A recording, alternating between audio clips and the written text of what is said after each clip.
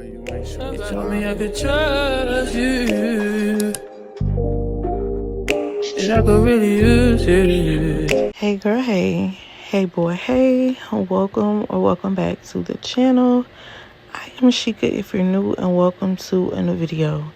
Y'all, today's video is going to be a little different. So today I am going to do basically like I don't know if it should be titled Clean With Me or Watch Me Clean, but pretty much in this video I'm gonna be doing like some cleaning and some things around the house while I basically just chit chat with y'all. I'm gonna be talking about some things that are going on with me, some I wouldn't say random things, but pretty much like some real shit. So if you are interested in this video, please go ahead and continue watching. Ladies, why didn't y'all tell me postpartum depression is so easy to slip into? Now, disclaimer, no, I'm not going through postpartum depression, but I would be lying to you if I said it didn't try to peek his little head in, because right after I had my baby, y'all, I don't know, it's like I just got sad all of a sudden. Like when I first had him, I was literally up for 24 hours and I was okay, like in the hospital, you know, I was okay. But when I got home, it's like I was so sad. Honestly speaking, like I was going through it by myself for a little bit, and then I was like, you know what, it's not healthy for me to go through this by myself. And my family saw it, because every time they looked at me, they were asking me like, what's wrong, what's going on with you? And I kept telling them nothing. But obviously, you know, when you know somebody, you know somebody, and obviously they knew my spirit, and that wasn't me. So they kept asking me what was wrong. So then I told my husband what was wrong. I ended up telling my mom what was wrong, and then I told my godmama first, and then I told my goddaddy.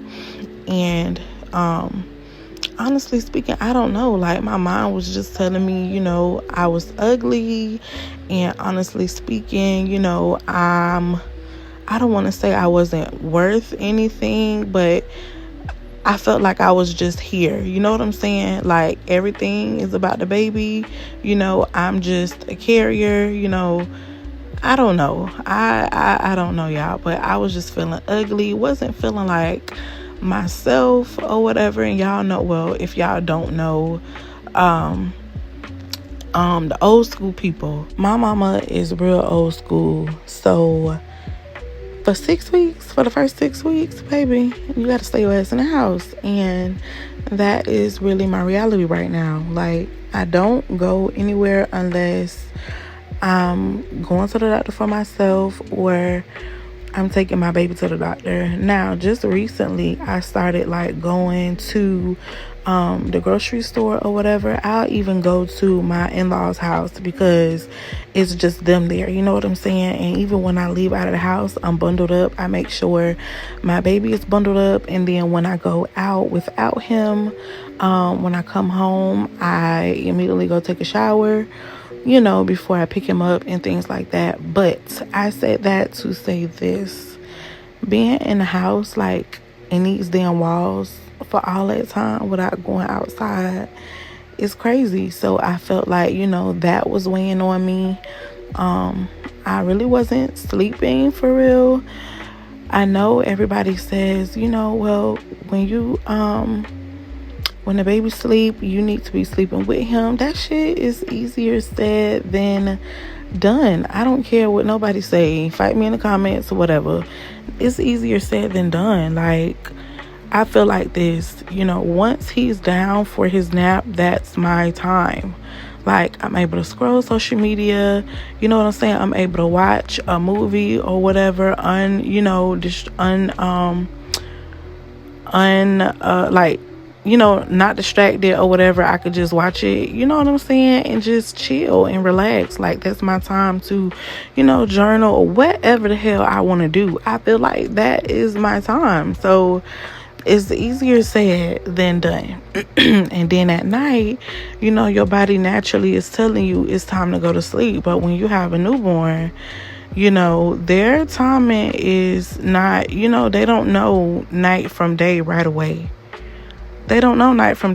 So, like, for my baby, throughout the day, like, he's mainly sleep. But at nighttime, he have a window where he's up for about 3 to 4 hours straight.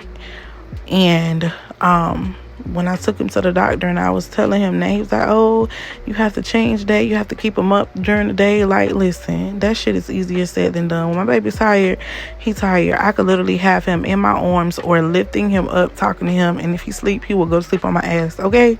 In the air, he will go to sleep on me. Yes. He will go to sleep on me. So, yeah, like, that depression stuff, that shit is real. And if you don't know God in the midst of going through that, you will lose that battle. Like, listen, I thank God for having praying people around me, because that right there, it was hard. It was hard. And I know some cases are better than others, but it's easy to slip into. When you hear those stories on the news, or your relatives tell you that what they're going through, this and that, please don't downplay that, because it's crazy. It is crazy. Like, it's crazy. On top of that, y'all, so towards the end of my pregnancy, my blood pressure started like spiking, like going up or whatever. And like maybe the last 3-4 appointments, like, my blood pressure will have to get taken twice. Like, when I first get there and my blood pressure get taken, it would like be a little high, and then when she would take it again, it would like go down or whatever. Well, when I went to the hospital to have my baby, my blood pressure was up. So what they ended up doing was putting me on some blood pressure medication, right? So me being me, I am not the medication taking person, right?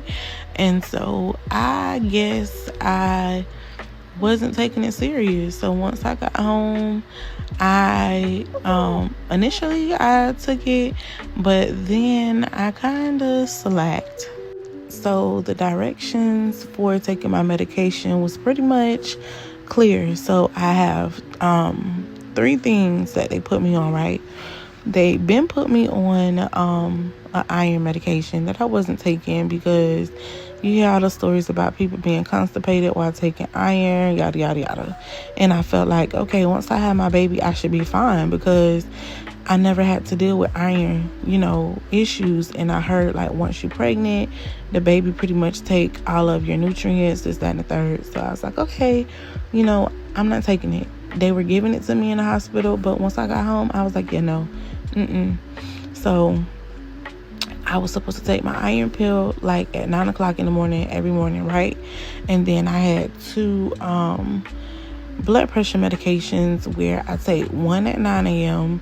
The same one, I take it again at 9 p.m. And then there's the one that I take at 12 p.m., right? So being that I have a newborn and his schedule is his schedule, I would, be in tune with him. So I really wouldn't be paying attention to the time or whatever. So if, say, for example, if 9 o'clock come and we both sleep and we don't get up till about 11, 12 o'clock, I'm like, okay, well, the time has passed. So I'm going to just, take it again at 9, like take it at 9 p.m. and then start fresh tomorrow at 9 a.m. And then the cycle would just repeat itself. So it was to a point where I just wasn't taking the shit. So I went to my 3-week appointment, and my doctor was pretty much asking me, like, what's going on? I don't like these numbers. Y'all, my blood pressure was 143/99 at first. And then she took it again. No, it was 99. And then she took it again. and it was the bottom number was 94 or something like that. And my doctor was like, she don't like those numbers. If you keep going up, she gonna have to hospitalize me. She was saying I have to take the medicine or whatever so that my body can regulate itself. And she was asking me, was I resting? And I told her, not really, because at that time I really wasn't like sleeping when my baby was sleeping or whatever. I was doing what I told y'all. Once he go down for his nap, I'm pretty much doing whatever it is that I want to do. I wasn't really eating for real. Didn't really have an appetite. What else? What else did she ask me? I forget what else she asked me, but pretty much she was telling me, she can't really do much until I get that blood pressure down. Like, I was asking her about birth control. She was like, listen, we can't do nothing until you get that blood pressure down. So I'm going to give you 4 more weeks. And if it's not down, then we're going to have to, put you in the hospital, this, that, and the third. So scared the shit out of me, y'all. So once I, had that appointment, she told me what she told me. It was like a light under my butt. I got it together. I'm on my meds. I'm sleeping when my baby sleep. I don't think I'm eating still as much as I should, but I'm eating. Like, I'll get better with it. Something else I wanted to talk about, y'all. So before I had my baby, I often wanted to know how come relationships pretty much end, 1, sometimes after marriage, and 2, more often after kids come into play. And now that I've had a child, I pretty much see how it could happen. And I feel like if you don't keep the spark in your relationship, everything becomes about the baby. The wife forget about the husband forget about the wife. And it's not something that's done on purpose. It's just, it's new. So everybody is trying to adjust. Everybody is trying to, figure out their new normal. And they're just not, prioritizing time for each other. To add to that, even though, say for example, first-time moms and first-time dads, even though both parties are trying to adjust, I feel like it kind of weigh more on the woman. Because if you think about it, okay, as a woman, we have to prepare ourselves for this baby. Then once the baby come, you know what I'm saying, we're home with the baby for 12 weeks.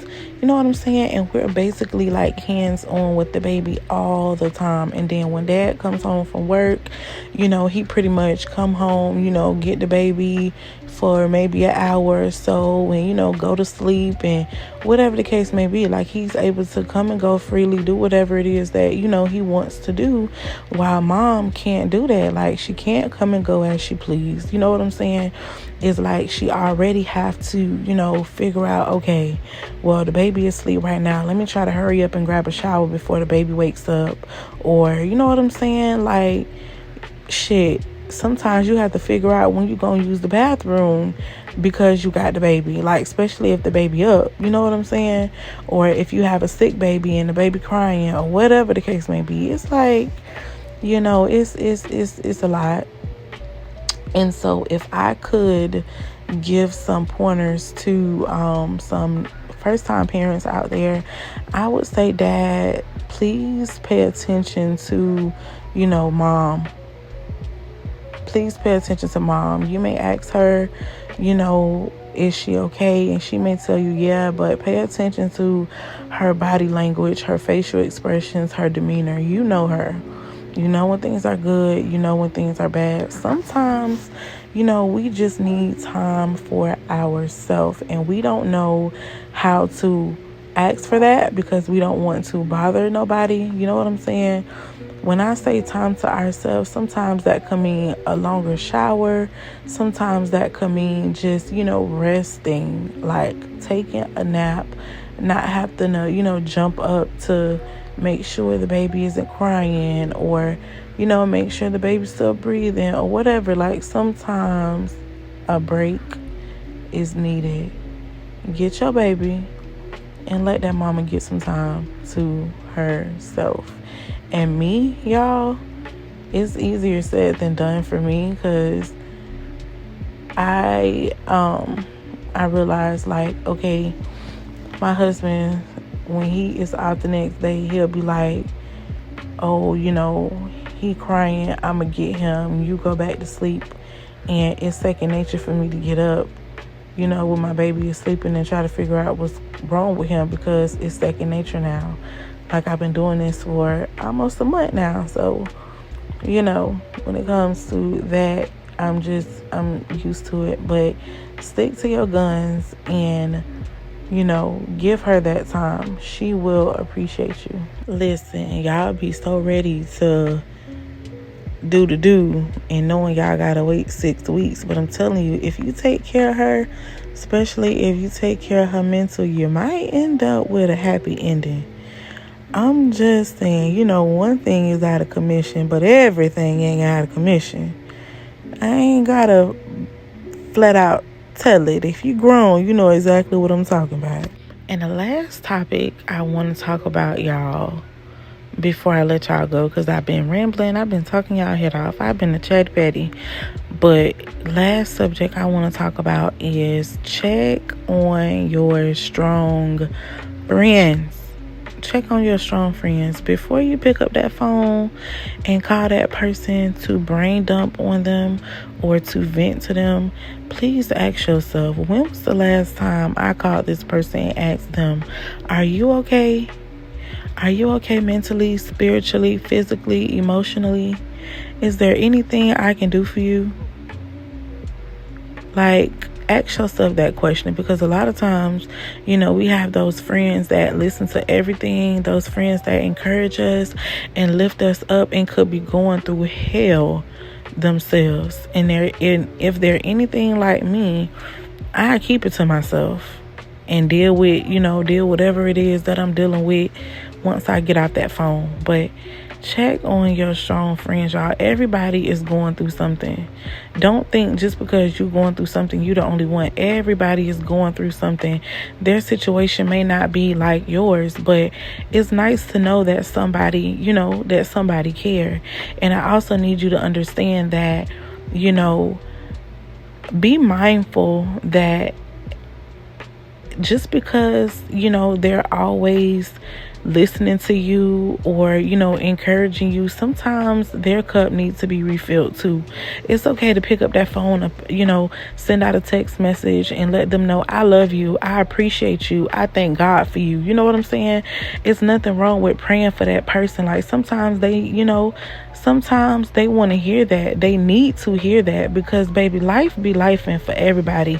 And sometimes people just be feeling like they by themselves, and it may sound crazy to some people, but it's the damn truth. It's the damn truth. Like, again, life be lifing for everybody, and it feels great to know that, somebody care for you, somebody praying for you, somebody love you.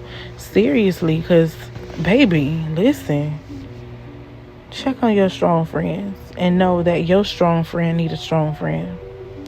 So with that being said, I hope y'all enjoyed this video. Let me know in the comments down below if you like these type of videos, because I will keep them coming, honey. If you like them, I really enjoy recording this video. It was like a brain dump for me, like telling y'all a little bit of what I was going through, am going through, and just again talking some real shit.